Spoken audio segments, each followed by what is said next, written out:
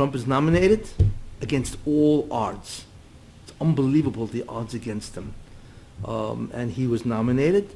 And what's even more, not more, but equally important is that he has now a VP, Mike Pence, who is basically a tremendous supporter of Israel.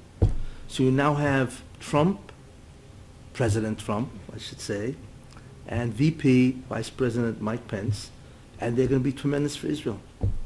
And when you combine them with Putin, not a bad, it's called the trio. But anyway, yeah. So this is obviously the latest with Trump, and now that he's been nominated, obviously what's going to happen is that he's now obviously going to go after, really in a very strong way, thank you, a very strong way, Hillary. You know, it's interesting to analyze, why is there so much opposition to Trump? That's an interesting thing to analyze. You notice there's an incredible amount of opposition. Okay, you know, I mean, there's certain things actually, what he has done is not, I don't think is very intelligent. Certain of the things he did, the statements he made, I think some of the ideas that he gave should have been more diplomatic. You know, okay, but obviously one of the virtues, I hate to use that word, but it is true, of Donald Trump is that he is outspoken. And he can be outspoken in an outrageous way, which is great, because he's defiant. And like I told you before, the reason why he's chosen is because of his ability to be defiant to the establishment, the status quo. And like I said, well, it seems that the Bonsham wants to be matahir, purify, or raise America from its terrible status that Obama has placed it in. And that seems to be the reason, and I think there's an enormous of opposition. I think the opposition is coming from two sources, and they're both spiritual. They're not, I mean, the manifestation of those forces obviously is in this world, and you have so many people. I find it astounding that after he gave a speech, I thought his speech was magnificent. Just for the record, I thought Trump's speech was magnificent. Obviously the theme of Trump's speech was that America is diseased, sick, because it's being led by evil people, incompetent, corrupt, and downright evil people. And he was describing America as that it's a sick country. It's incredibly, degraded. What they have made of America is just beyond belief. So what he's really describing is America in a very sad state, and he's offering an incredible remedy. But it's amazing that I think the media the next day was saying, well, how can you talk about America being dark? You know, it's just incredible to listen to the media. I've never heard such idiocy in my life. You know, Trump is talking about what America really is. It is. It has gone from a tremendous height of virtue and as an honored nation, it has become a terrible nation. That's what it has become. And Trump is describing America as Obama and Hillary has made it. And they're accusing him of talking about America as if it's dark. They're the ones who made it dark, you know. It's to me, it's like a doctor gets up and gives a lecture about a specific disease, and also on how to remedy it, and then all of a sudden, the journalists who are covering that lecture of this doctor saying, how dare he describe this person having this disease? Excuse me, that's exactly what the whole point is. It was a terrible speech. Yeah, the question is, what is the opposition here? Well, if you think about it, there are really two forces in the opposition, and they're both spiritual. They're both ruchnius. What are they? First one is the angel, the Malach of Yishmael. If you remember what I told you who Obama is, right? If you remember that a couple of shurim back, lectures before. And the one who's going to lose out on this is the Malach of Yishmael. It's going to be Yishmael. Why? Because what the Baruch wants to seem to do is to be Metaher, to make Edom great again. We know why, to help Israel in the upcoming war. So if Edom becomes great, that's the exact opposite of what Yishmael wants. Because he wants, Yishmael, the Arabs, Muslims, to dominate the world. And if Trump comes out, Trump is the worst nightmare of Muslims. Not that he will be against Muslims if they're fair and just, but these crazy extremist Muslims and so on and so forth, he's obviously going to tremendously oppose them. So the Malach of Yishmael must be going out of his mind. As it is, he's looking at the Ummas of the world, the whole Middle East, and all the Muslim nations are dying. The Arab nations are dying. It's astounding if you look through the entire Middle East. And that tells you that Yishmael is on the way down. They're taking over Europe. What? They're taking over Europe. No, but there'll be a civil war. Don't worry about Europe. Not going to allow this.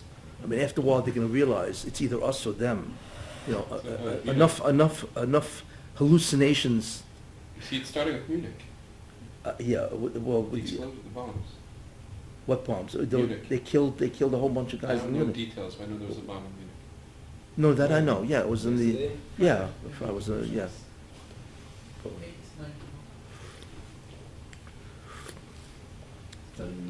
No, it's open season. It's open season on Europe for the Muslims.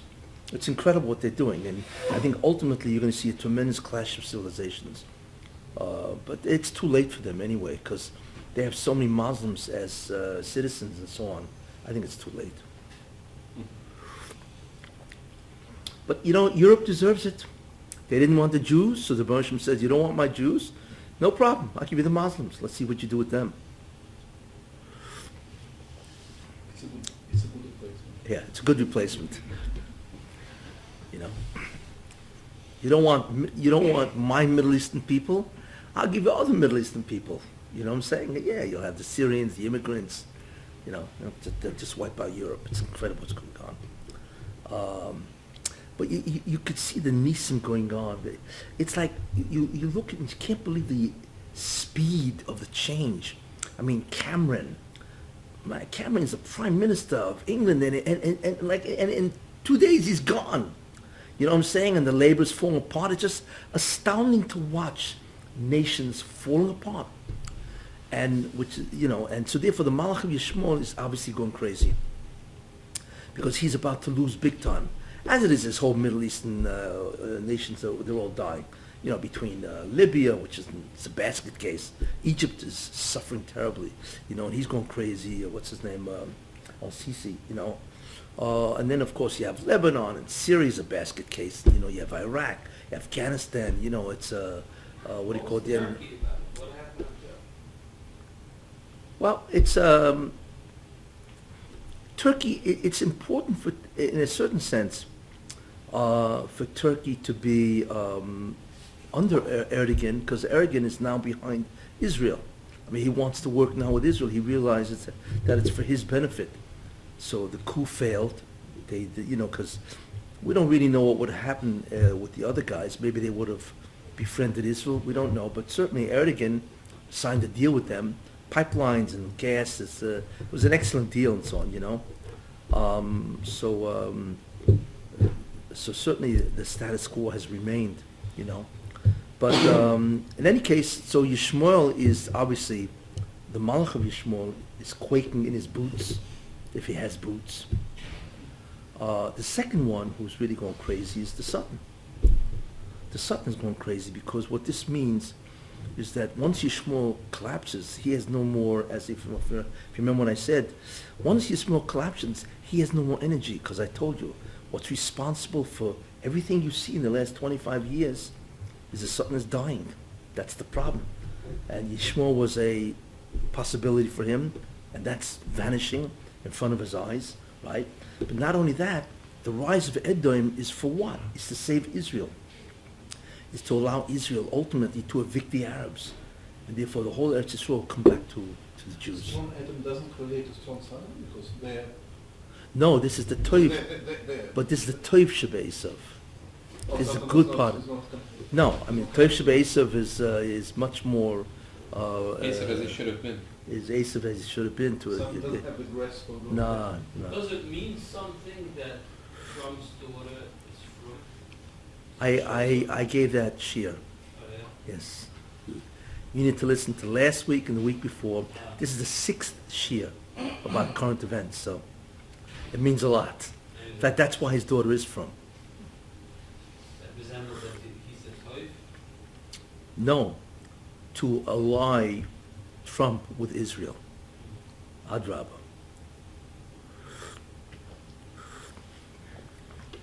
So as I said, if Edom becomes great, it's the Toiv Sheba-Esav, which means it's the good part of Edom, right? Which we know there is. There's a good part, Esav and so on, which I spoke about.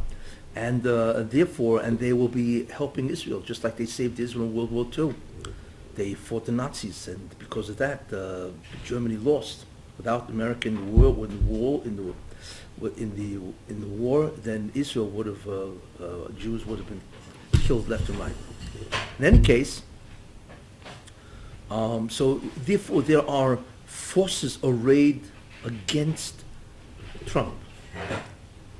Because as far as I'm concerned, Trump is allied for the good, to really change America and therefore really to assist Israel ultimately. You see, so that's so far, and so far, like I said, I already felt or knew whatever that Trump is going to win in July of last year, even though everybody was saying it's impossible. You're not Because concerned about his ego and his temperament?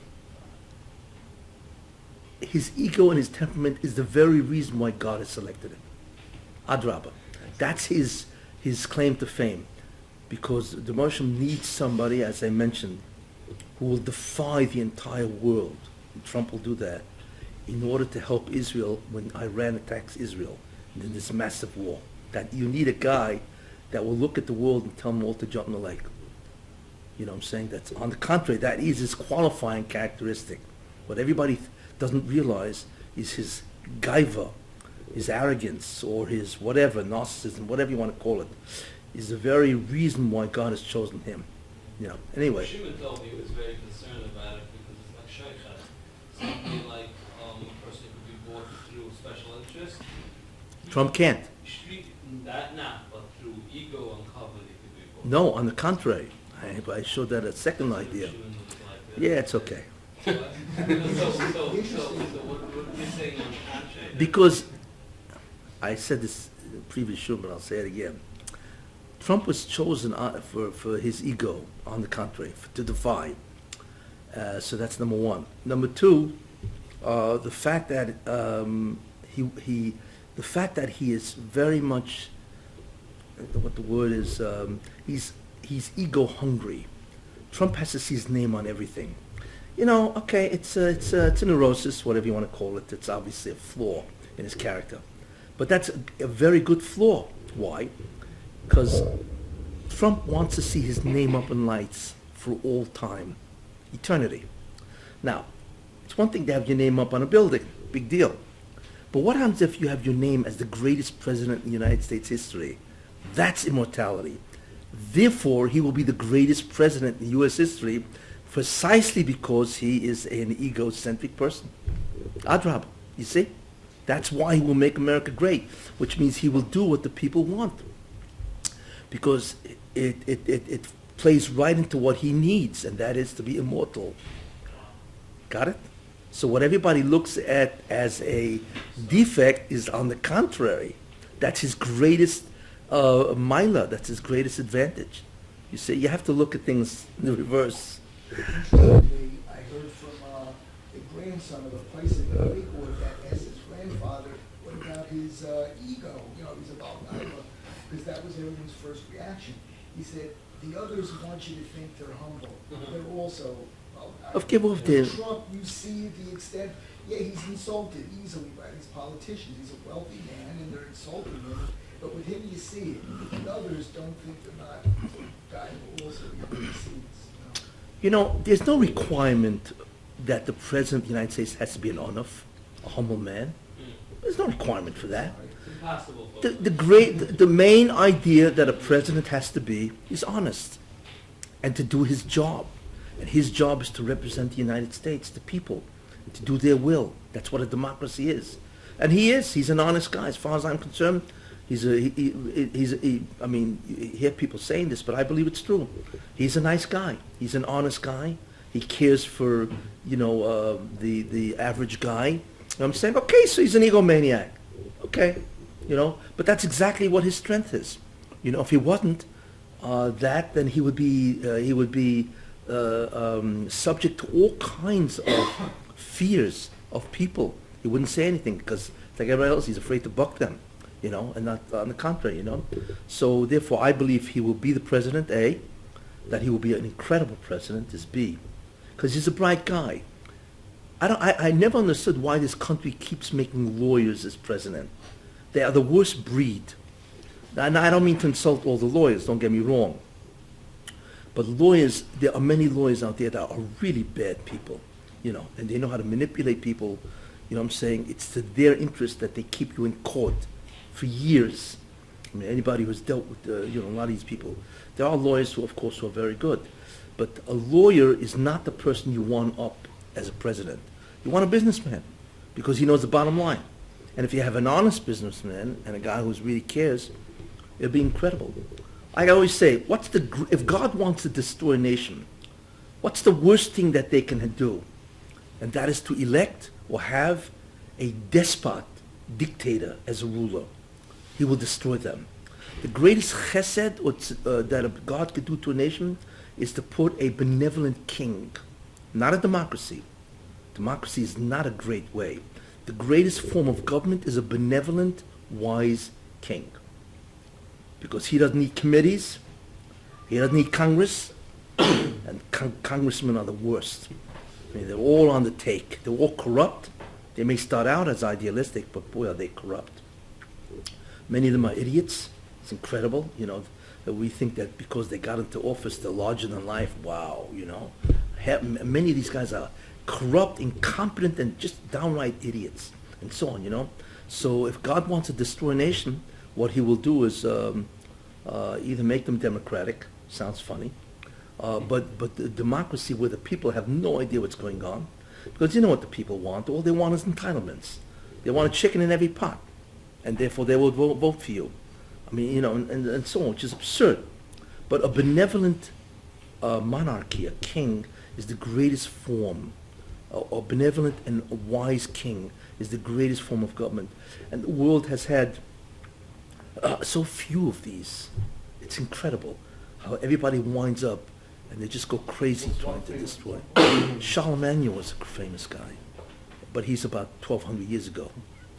It's a long time ago. Yeah, Who was that? Charlemagne, 900 CE. Was he involved in the Crusades? Something? No, he was way before. First Crusades were way after him. 100 years later, 1050 or 1060. Now he was in the 10th century, 950, but he instituted tremendous amount of good things for Europe. He brought them many ways out of the Dark Ages. Yeah. What? How are But you? you have so few. Lincoln was a great president. These were men of integrity, tremendous integrity, men of principle, and they were honest. And they feared God. That's big milah, and so on and so forth. And therefore they were great. George Washington, when they wanted to make him another president after a term, he just went back to his farm. I mean, it's a great man that he's not blinded by the honor and the covet and so on. America has had certain great presidents and so on, So that's what God can do to destroy a nation. Just give them a leader that will destroy that's corrupt, incompetent, and evil. That's the end of it. That's why most of the world looks the way it does. How do you see that Hillary's campaign and this third party that popped up is not going to be detrimental? to Trump's What campaign? third party? Supposedly there's a third. Johnson, libertarian, Gary Johnson. It's nothing. What They are they going take to do? votes away from Trump. I want to tell you something.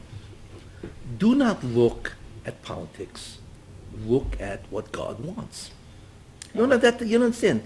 The Last time he key said he might want Hillary because of because of the others. all the Averis. Yeah, I said it's a possibility, but right now, it looks like it's going to be him. Yeah, there's a possibility because the bunch may, he's going to what America has done is terrible. I mentioned the homosexuality and the same-gender marriages, homosexuality, transgender. I mean, it's like what's happening here, and so on. But So far, I believe it's going to be Trump, and it's going to be incredible when that happens, So this seems to be going on so far, and look, every day from now until election day, it's going to be fascinating, and so on.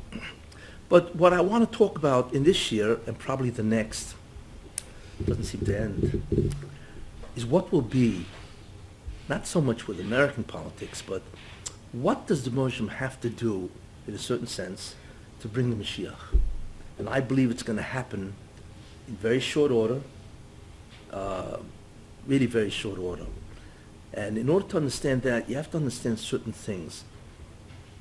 And the key concept, ultimately, is the Muslim will not bring a Mashiach before he prepares mankind in order to receive him. Because the Mashiach himself, whoever it is, his or, his light, his chokhmah, and his personage is so incredible that he can destroy the world just by that incredible awe. So therefore the Muslim needs to prepare society, countries in general, especially the Jewish people. And I want to talk about that because I believe this is what we're really looking at now, is the beginning of something that will radically change the Jewish people in order to prepare them for the entrance of the Mashiach, so they won't be destroyed when he comes. And I will show you why, and proof, and so on and so forth. So that's the theme that I want to develop now in the context of current events. Okay? So that's where I'm headed.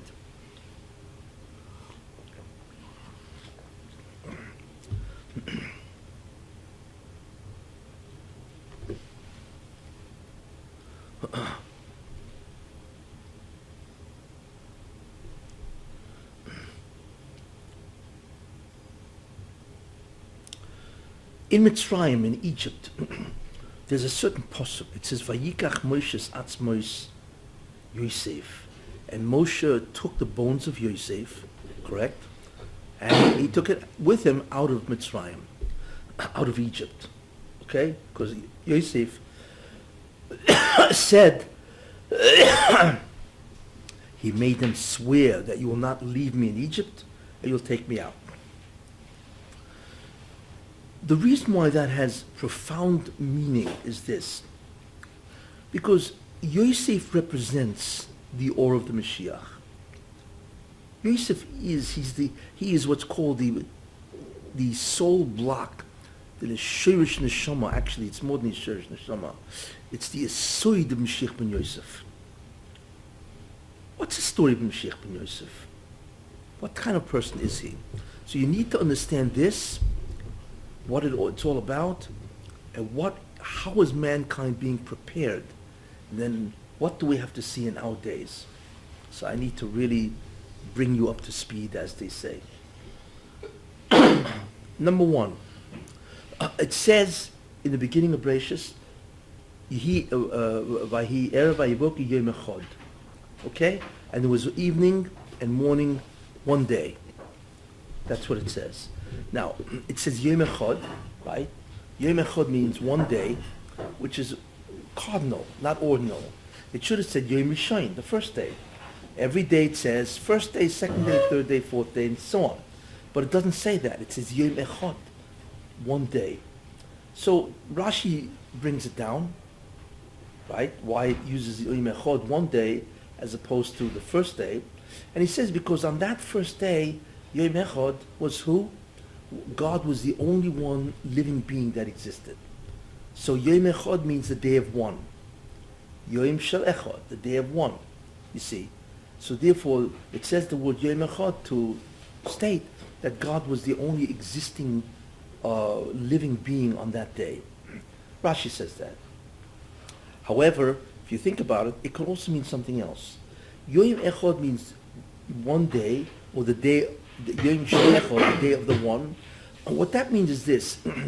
We know that the central feature or the essence of the Baruch Shalom is that all existence emanates from him. All of it, you see. Now, our problem is, or it was made that way, is that we don't see that. We do not see God as the source of our existence. We don't see that. as far as we're concerned, we exist independent of the Rebbeinu Shalom. I mean, he's there and we're here. But what the real truth is, of course, is that we emanate from him. Therefore, Yom Echad could mean this. Yom Echad, the day of one, or the day of the one, which means this, that when you were in that first day of creation, what you would immediately experience is you would see how everything emanates from God. It was a day of one, even though there were trillions of different things, right? God, the first day of creation, God created everything, basically, and then it unfolded in the other days of creation. But what you saw is that there was no period, there was no separation between God and anything else. It was visible, it was revealed. So you could see not only all the trillions of things that the Baruch Shem did, but you also saw the connection, that everything emanates from him. So even though there were trillions of items, right, the stars, the moon, everything, right, it still is a day of one because everything emanates from God. Very important concept. Okay, what is this Yom Echad? What kind of an insight, revelation is that? That is the Or Mashiach. That's really what it is. The Or Mashiach, also known as the Or Hagonas, okay, also known as the Or Rishon. It's not a light, it is a perception, it's an insight where you see total reality. What is total reality? It means you see the outward manifestation of the phenomenon or phenomena, and you see its ultimate cause. You see how it goes back immediately to the existence of God, how everything emanates. That's really what the Or Mashiach is. You see, it's not another Torah. It's Torah at a different level. That's what the Or Mashiach is. Okay? Very important concept. People think he's going to come and reveal something, whatever. No. He will. But what he'll do is connect everything to the Rebbeinu Shalom. And therefore, that's total reality. That's Yom Echad. Okay? That concept of Yom Echad is staggering. We've never seen anything like that. And to experience something like that would be, in our present level, it would be absolutely devastating. In fact, that's really what happened. And Matan Torah, what did the Jews experience? They experienced Yom Echad. That's what happened. And they all died. What does that mean? What happened was the Baruch Shem revealed himself to them, first two mitzvahs, but that revelation was so overpowering, they all died. What did the Baruch Shem really reveal? So Rashi says that the Baruch Shem opened up the heavens and he showed them Shehu Yichudei Shel Olam, that he is the one of the world. In other words, the real prophecy or the real message that the Baruch Shem gave Klal Yisrael is not just the mitzvahs, but it is through the mitzvahs that they saw who God really is, that he is the essence of all creation. And everything emanates from him. Shehu Yichudei Shel Olam. He is the one of the world. That's what they realized. Einod Milvadoi. And that was so devastating, it killed them. What was that revelation? That revelation is the Or Mashiach. That's really what it was. You see? So imagine the Or Mashiach, if people realized that, what would it do to everybody? It would kill them. Because you already touched the yichud. What? If somebody touches the Yichud. it exists. Yeah. Well, it wasn't an exposure of the total yichud, then the whole universe couldn't exist. But it was certainly enough to kill them all. And so on. Why would limited exposure kill? I mean, total exposure would kill for sure, by definition.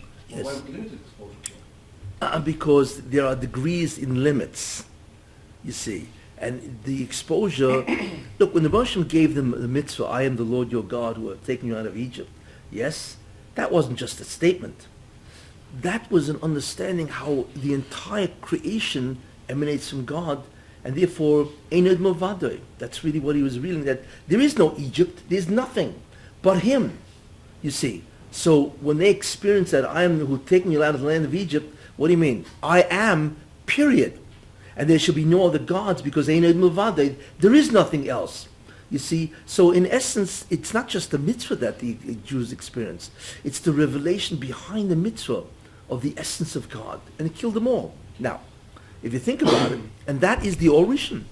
Now, if that's the case, right, as I'll show you, if Moshe Rabbeinu, if this is what happened to Jews when they did that, Could you imagine when the Mashiach comes today, right, and he really reveals that Orisha to kill everybody? Because that's what he's going to reveal. Ein Ed Milvadoi. That's Ardis, they couldn't say, well, only Rabbi Kiva. Yeah, yeah. And the Pardes was much lower than what they got. Much lower, sure. You see? So therefore, that's the power of the Orishan. Devastating. If you're not prepared, you're finished. Okay? And God is not going to do that to mankind. He's not going to come and kill everybody. Now, what does this have to do with Mashiach ben Yosef? Well, think about it. In the end of the Torah, it says what? Right? B'chor shoroi, when Moshe Rabbeinu is giving a bracha to all the nations, right? He's now talking about Yosef. And the symbol of Yosef is an ox. Okay? So he says the following. B'chor shoroi hodoloi. Right? The firstborn of his ox, beauty is his. Right? He's talking about an ox. Symbolically, obviously, refers to Yosef. So he says that the beauty of the ox, b'chor shoroi, the firstborn of his ox, beauty is his. Okay. V'kani re'em karnov. But the horns of his ox, right?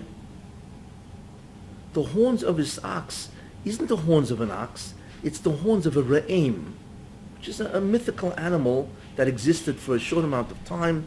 Unicorn? What? It's not a unicorn, no. No, a unicorn has one horn. This is karne re'em. The horns, so it obviously can't be a unicorn, although people would like to think it's a unicorn. But anyway, but it says, V'kani re'em karnov. The horns of this ox isn't the horns of an ox, it's the horns of a re'em. What about these horns? Ubehem amim nagach. And with these horns, right, this firstborn of Yosef is going to gore the nations. Wow, what a metaphor. What's it mean? What it means is the geula. It's redemptive. Here's what it means. Now let's take a look at the analog. What this means. B'chor shorei, the firstborn of his ox. Who is the firstborn of Yosef?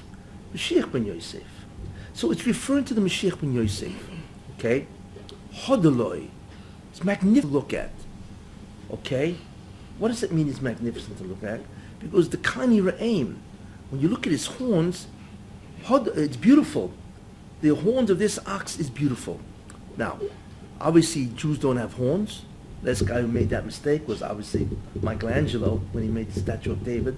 He put horns on it because it's by Moshe Kikoran Oponov, right? So Koran and Karen means horn, but it really means a ray, a beam of light. But anyway, it says that this individual, right, or rather this ox has the horns of a re'em. Now, the horns of an ox are very short.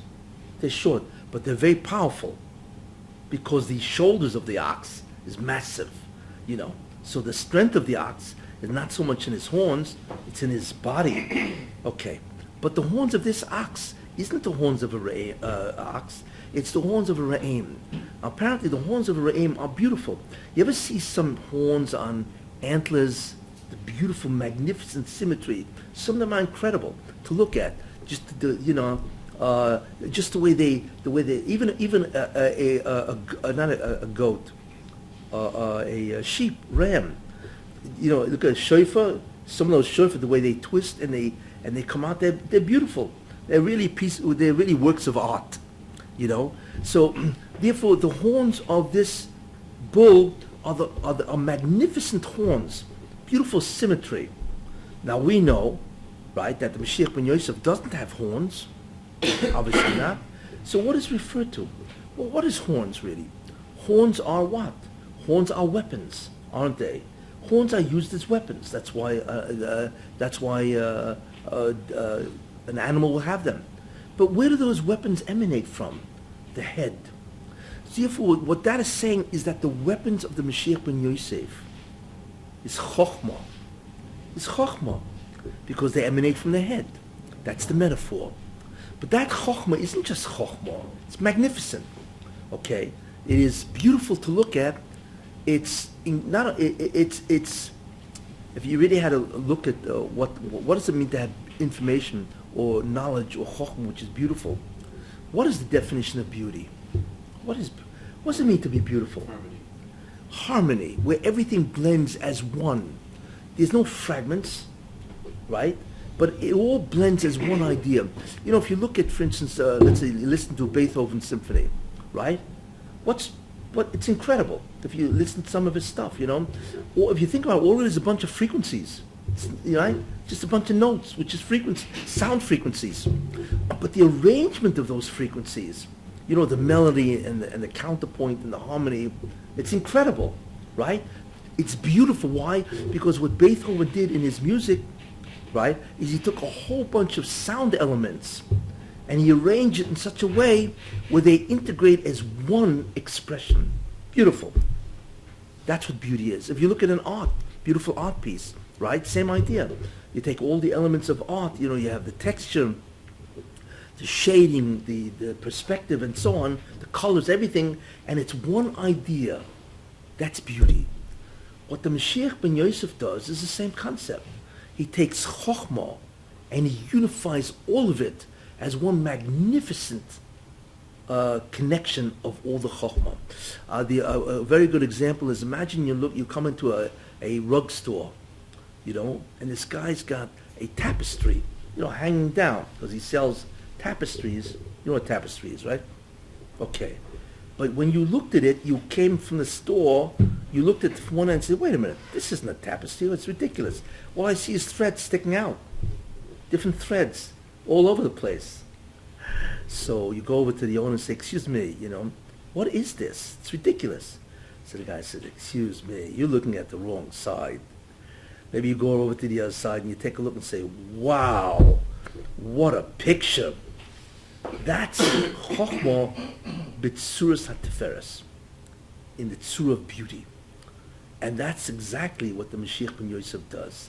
His Chokhmah, he's able to show you the incredible blend and harmony, the structure and the connections of everything in reality. And that is such an awesome understanding that you're just swept away by its beauty. And what does he do with that incredible chokhmah? Wisdom, knowledge. Ubehem am yonagach. He will gore the nations, right? He's going to gore, when an animal gores, it pierces them. It will pierce their sheker, their falsehoods, and their tremendous ignorance. That's what it will do. Now, what is this? What kind of a chokhmah is this that the Mashiach uses as a weapon?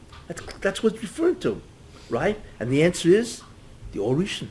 That's what it is. The Mashiach ben Yosef will use the Or Rishon, and it will be such incredible beauty that he will be able to impress on the nations, and they will be incredibly overtaken by that wisdom. That's his weapon, you see. But that weapon is a weapon that he will introduce an incredible chokhmah. Okay? So, I have now made the case of what Yom Echad is, that it is the weapon of Mashiach ben Yosef, correct? And that is the way he will change the world through chokhmah. You see? Great. Now, where do we see this?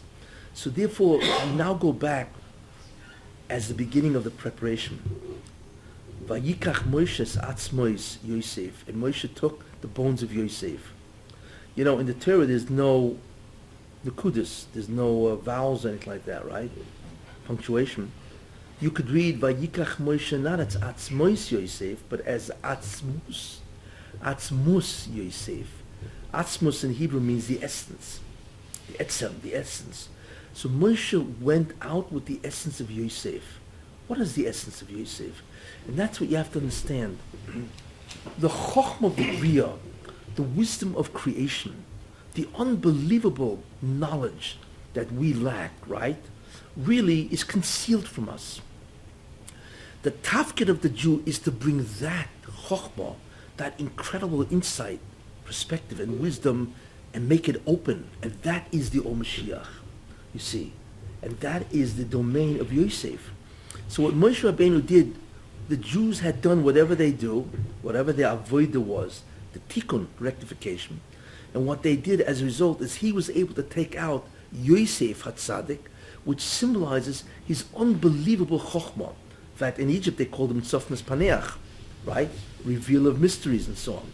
You see? So what he took out, he finally took out the chokhmah of the Bria, the Or Rishon, the Or Mashiach, finally was revealed, he took it out of Egypt to bring it to the Jewish people. That's the greatest moment in history, to finally take out the prize and to bring it and reveal it to mankind. Astounding. So what did he do? Then he goes to Mitzrayim. And that's why, once that's out, you begin to realize something. Kriyas Yamsuf, where it says that a handmaiden saw what Yecheskel HaNovi never saw, and what he said, the whole basis of Kabbalah is the Ma'aseh Merkava, the divine chariot. She saw more than him. Why? Because the Orishan was out. That's why. And Kriyas Yamsuf is when people will begin to see that incredible wisdom. And it was only the beginning. Okay. Then after a certain amount of time, you had Matan Torah, Moshe Rabbeinu, right? And since that Orishan was out, the Boshim gave Klal Yisrael the Orishan. But he only gave them 2 mitzvahs. And they all died after 2 mitzvahs. But that's really what was going on. Moshe Rabbeinu was Mashiach ben Yosef. That's really who he was. Okay? And he was going to reveal the Orishan, which was the Luchas Rishonos, which is the tablets, right? The first tablets. Okay. Which is great. So, Klal Yisrael is ready to receive the Mashiach. Okay, but they had problems, Klal Yisrael. They could not tolerate this. This is after what they had gone through. So they ran to Moshe Rabbeinu and they said, listen, you need to be our intermediary. We can't tolerate this from the Rebbeinu Shalom. In any case, what happened was, Moshe Rabbeinu said, fine. He went up, received the Luchas and so on and so forth, and before he came down, you have the Chet Egel. The Jews are now doing the sin of the golden calf. Now it's astounding that they're doing the sin of the golden calf. Like, what is this? How do you do a golden calf after what you see? I mean, obviously it's impossible. No person is that retarded that he's going to do this after seeing Yamsuf, Egypt. It's incredible. Okay, so therefore, what they really wanted was an intermediary. They didn't believe that this really was a God, but that this could be an intermediary between them and God. They need an intermediary. They couldn't tolerate a direct revelation from the Rebbeinu Shalom. But that was terrible, because God has no intermediaries. In any case, they did the Chet Egel, right? And as a result of that, the Orishan went back into oblivion. That's the problem. It went back into being concealed. That's what happened with the Orishan. It was concealed. But it was worse than that. Because not only did the Orishan, not only was it concealed, but the Orishan itself was surrounded by Tumah, Klipa, Tumah, which meant that the Orishan now had a certain barrier. It had a certain barrier. If you would now try to understand the Orishan, you couldn't penetrate it. It was surrounded by a certain defilement, or Tumah. So not only did you not have the Orishan, you couldn't even have access to it, because it was now surrounded by this tremendous barrier called the Klipa, or Tumah. And this was obviously terrible. And that's why that's why it was an egel, a shore, because the shore represents the Or Mashiach, Yosef. So they made an egel as a avodah zarah, so to speak. So therefore the chokhmah of Yosef, which is the chokhmah of this egel, which is an ox or a calf, was surrounded now by tumah. The very chokhmah that they could have accessed now went back into tumah, and they could no longer access it. Okay. The question then is, okay, well, if you're into the Orishan, right, and if you're experiencing it, what does that mean? What it means is interesting. People don't realize that the Orishan, the Messianic light, requires no effort to learn. It's immediate. It is total information, it is a knowledge of total reality, one. Number two, okay, there is absolutely no effort that has to be expended to learn this. And number three, the speed of knowing this information is incredible. It's an enormous acceleration of Chokhmah. Why is that? There's no doubt. What? There's no doubt. There's no, yeah. It's perfect. Yeah, it's the question is, how is the Or Rishon able to do this? And the answer is because there's what's called an identicality. There are four things which are identical, really, but they just look different from different perspectives. One is Shechina, God, the Shechina, divine presence. That is basically, in many ways, identical to the Torah, which is identical to Klal Yisrael, which is the Neshama, which is identical to Eretz Yisrael. Those four items are really identical, even though they look different.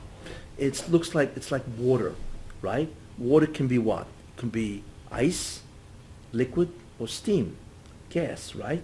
And so on. Even though it's the same substance, there's a form change, not a substance change. Same idea, and that's what it means by Chelek L'Kai Mimal, right? Chelek L'Kai Mimal means that we are part of God, in a literal sense. Therefore, since the Torah is part of you, right? What that simply means, therefore, is that when you learn the Or Rishon, you're really learning self-knowledge. That's really what it is. You're really learning about yourself. If you are an expression of the Torah, okay, then if that is revealed to you, the Torah at that level of Or Rishon, then what you're really learning is all about yourself, self-knowledge. That's why it's total. See, no barriers. It's total, no effort. And it's incredibly, tremendous speed. So therefore, the manifestation of learning the Or Rishon is incredible. But when you have the tumah surrounding it, bad news. Now you have to have tremendous labor to figure it out. It doesn't go in. It takes hours and days to get in. It's certainly not fast, tremendous labor, and the information is not total. You see, that's because there's tremendous tumah that surrounds the Or Rishon. The Ari said, if somebody's learning, for instance, learning Gemara, right, and he has a question, where's that question come from? You ever wonder? That question is the manifestation of a tumah surrounding that Torah. That's the problem. The tumah surrounds, right, and all of a sudden you have a question. That question is the barrier to understand that piece of Torah that you're learning. You see. So its manifestation is really difficulty in understanding. And then you have to labor over it and it doesn't go in and it's all fragmented and so on. In any case, so that really is the concept of Or Rishon as we have today. But that Or Rishon has to be released. How is it released? Or rather, is there a physical analog to what the Torah, the Or Rishon is? And the answer is it is. It says in the Gemara on Shabbos that where did they put the pieces of the Luchas Rishonis? Where did they put it? The Aron. Where? In the Aron. Shirvei Luchas in the Aron. Next to the second Luchas, right? But it's behind the Luchas Shnias, which is what Moshe Rabbeinu went back, right, to get. And the original Luchas, which is the Or Rishon, right, is over there. But if you think about it, what is the form of those Luchas Rishonis, of those first tablets? Well, first of all, it's shattered, so it's all fragments, right? It's all over the place, and it's unsequenced, right? So the beauty of the Or Rishon and so on is an exact physical analog to, or the reverse, I should say, of the Shivrei Luchas in the Aron. You see? So it's not just that they're broken pieces in the Aron of the Luchas Rishonis. That physical expression of those pieces is really the expression of the Luchas of the Or Rishon, which the Luchas Rishonis are. The Luchas Rishonis are broken, so everything is fragmented. There's no total reality, and the whole thing is unstructured, unsequenced. It's like I give you a 10,000 piece jigsaw puzzle, right? Imagine I gave you a jigsaw puzzle that has 100,000 pieces. What would you do? We know where to begin. You wouldn't know where to begin. No, you would. What's the first thing you'd ask me? Where's the box? You want me to do this? I need a box. And even with a box, it's formidable. But without a box, without a structure, you don't see how anything connects at all. You see? So the Or Rishon is all chokhmah in a box. The picture, the grand picture. You see? And therefore, since the Or Rishon is surrounded by tumah, Therefore, it's the way it lies now in the Oren is also completely broken. The problem is there's no box. That's the problem. You see? So that is the manifestation of the tumah or the klipa that surrounds the Torah. You see? Oh, so the question is, okay, so what do we do? How do you get it out? And for that we begin to understand a very unusual thing. Today's Pirkei Avos, it's Perek Vav. And in it says that, and you will eat bread and water, you will sleep on the ground or whatever, and you'll be Omal and Torah, right? And then you'll be happy in Olam Hazeh and Olam Haba. Why?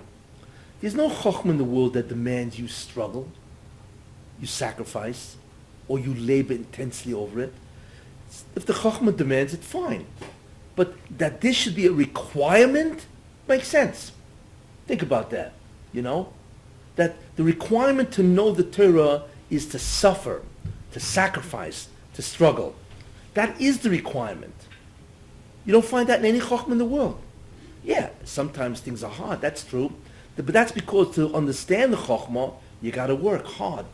But that this should be a requirement, whether you work hard or not, you need to self-sacrifice. Whether it be externally, by being poor and sleeping on the ground, and so on, right? Or what does it mean that you need to do this in order to understand the Torah? And the answer is, not only that you find from the Mishnah, which is Mishnah Dalet of Perek Vav and Pirkei Avos, but you find many other expressions where it says, Hem amelim v'anachnu amelim. They labor, expend effort, and we do. They expend the effort and they don't get any reward. We, however, get reward. Why is there such an emphasis on amelis? Not only that, it says yogatu matzoso. If you yogea, if you expend effort, then you will know. And if not, lo yogata, lo matzoso. You won't know. Is this true? You mean I can't understand something simply? And then you have in the Gemara in Brachos where it says lefum tsara agro. Based on the tsa is the reward. Whoever heard of that? Whoever heard of this kind of expressions? And now you begin to understand. The only way to take the Torah out of the tumah is amelis. That's how you take it out. If you don't have amelis, you can't get the Torah. Why? Because our job isn't to know the Torah. It's to release it from the tumah. And if you do, you will immediately understand it. It's interesting. It's a whole different objective. In normal chokhmah, secular knowledge, the job is to know. So if it requires effort, fine. If it doesn't require effort, fine. Right? It's a matter of will I know the knowledge or not. But in Torah, the job isn't to know. The job is to release it from its prison, its chains. Once it's released, it's out. It's amazing. There's a story of the Beis Yosef, where he tremendously labored to understand whatever, a piece of Torah. Tremendous. And then he figured it out. He goes to a shul, whatever, and he sees some guy there that's, learning the same sugya that he was learning. And the guy's saying his chiddush like it was nothing. So he felt terrible. The Beis Yosef, I spent the whole week on this, and this guy just saying it out. You see, so he asked, I think it was the Ari he asked, or maybe he asked his Magid, whatever, because the Beis Yosef had a Magid. He had an angel that taught him, So the Magid says, you don't understand something. Your job was to release it from the tumah. Once it was out, I picked it up like nothing. You see? That's where you see that the job of the Jew, which is shocking, the job of the Jew isn't to know, it's to release the Torah from the tumah, and then automatically it flies into your head. That's why Chazal say all the time, if you exercise effort and labor and you sacrifice, you will know Torah. That's why lefum tsara agra, according to the tsa, the suffering, is the reward. Same idea. That's the amelis, the labor, Or yogata matzosa. If you yogea, if you give effort, matzosa, you will understand, you will find it. If not, not. Again, and that's why They labor and we labor. They labor and they get their chokhmah, because their labor will give them their chokhmah. We labor not to get the chokhmah, but to release the chokhmah from its klipa, from its tumah, and immediately we get it, and that's the reward. That's the reward. So we begin to understand the whole concept then, that Amelis is what does it. Has everything been released already? Oh, wait. We're going to talk about that. But first I have to tell you, why is that so? Why is it if you're Omel B'Torah, why is that the mechanism to release the Orishan, the Torah, from its prison, from its chains? And the answer is very interesting concept. What is the essence of a mitzvah ultimately?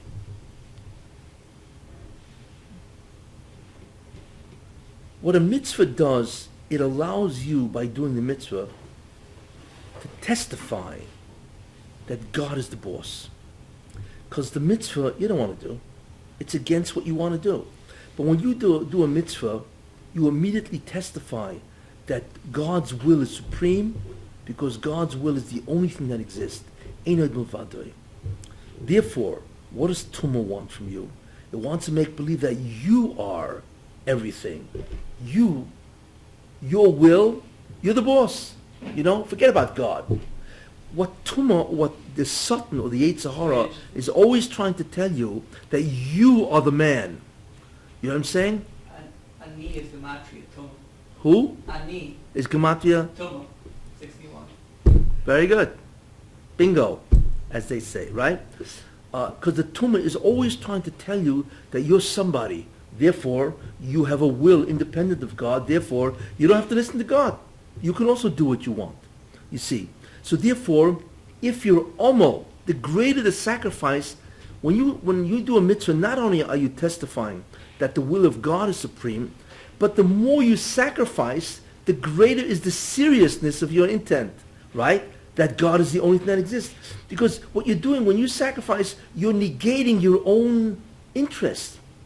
You see, when you sacrifice, when you work and you work hard, right, for a specific cause, that says that you're incredibly interested in that cause, right? Real serious.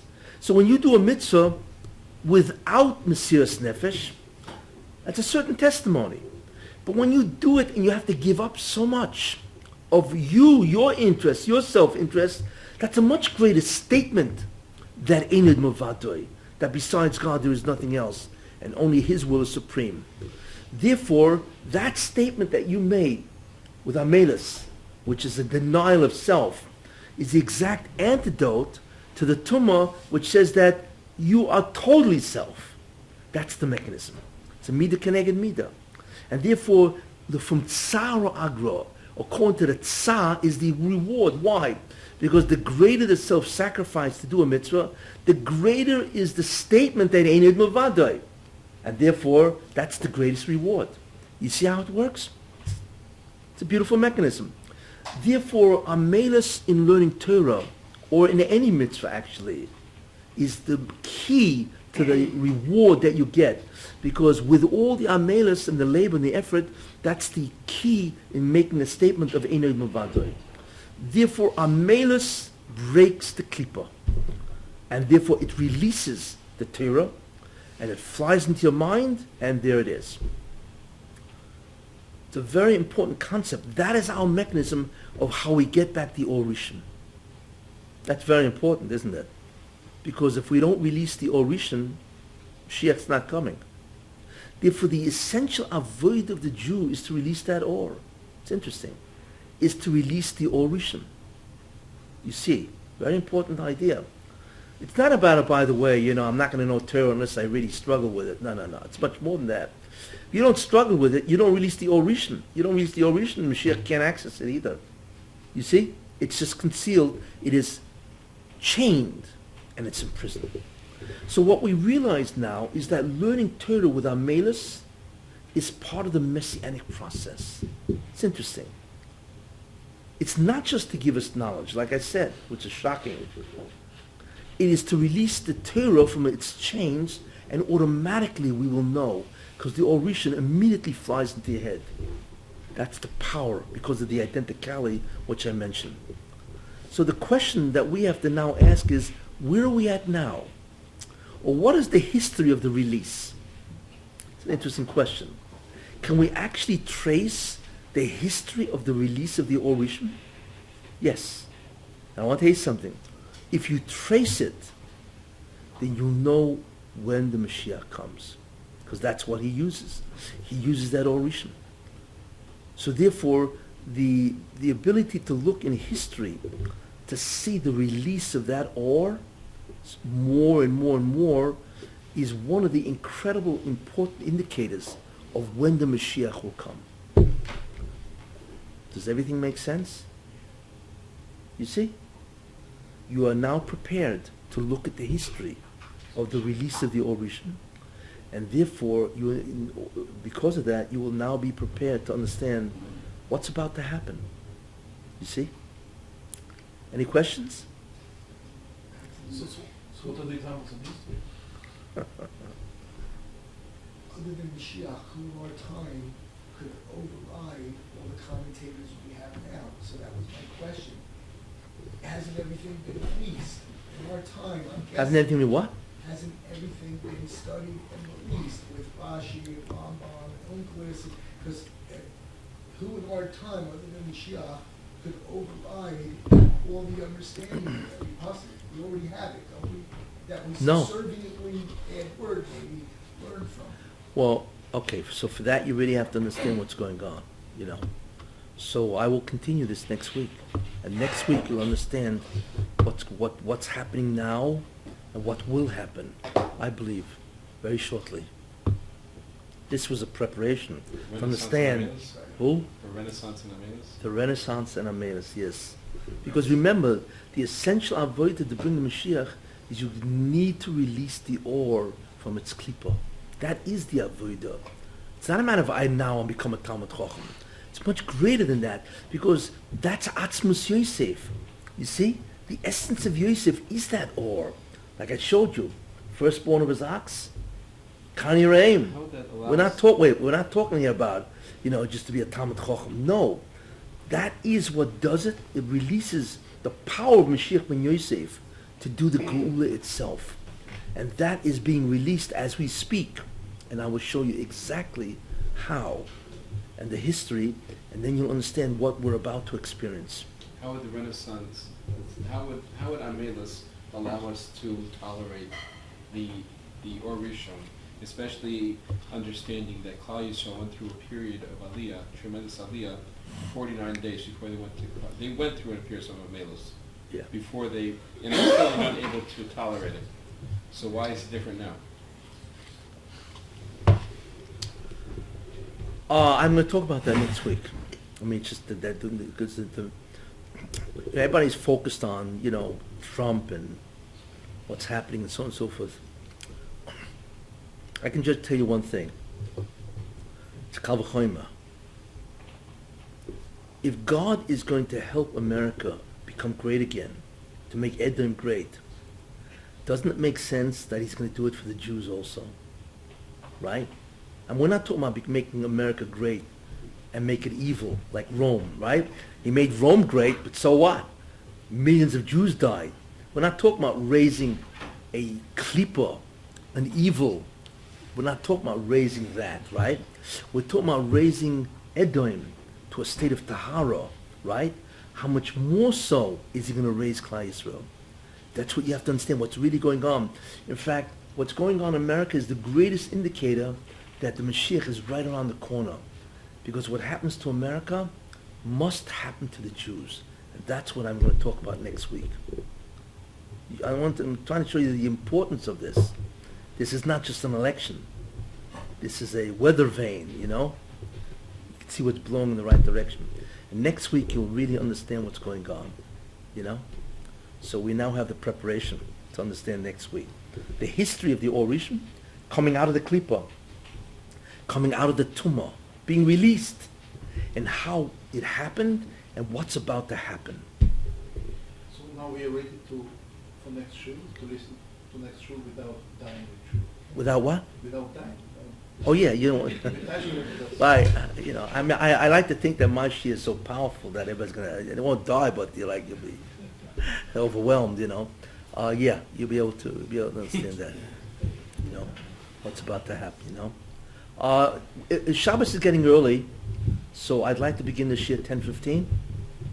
Yes, instead of 10:30. How's that sound? That's, it's good. Next Shabbos will be what? Oh, we began at 10:30? I thought we, anyway, went at 10:30. Yeah, anybody else? Well, until everybody shows up, you know, it's like a, Oh, but there's some control. So really what you're asking is people should come on time. yeah, people come on, I want to start 10, I'm gonna start 10:15 and you're gonna miss, you know. Don't blame anybody. Don't, Ultimatum. who? Ultimatum. Don't blame anybody but So yourself. basically now we have really going to start 10:15, that's what. Yes, yeah. No, because, you know, look, Shabbos was over at like 9:15. I mean, or 10, what can you do until you get here? We're still here. Till you say 5, I mean, what can you really say, you know? You know, but we need to bring a little We early. can say, what she could say. What she could say. No, I think she'll. Okay, thanks a lot. See you next week.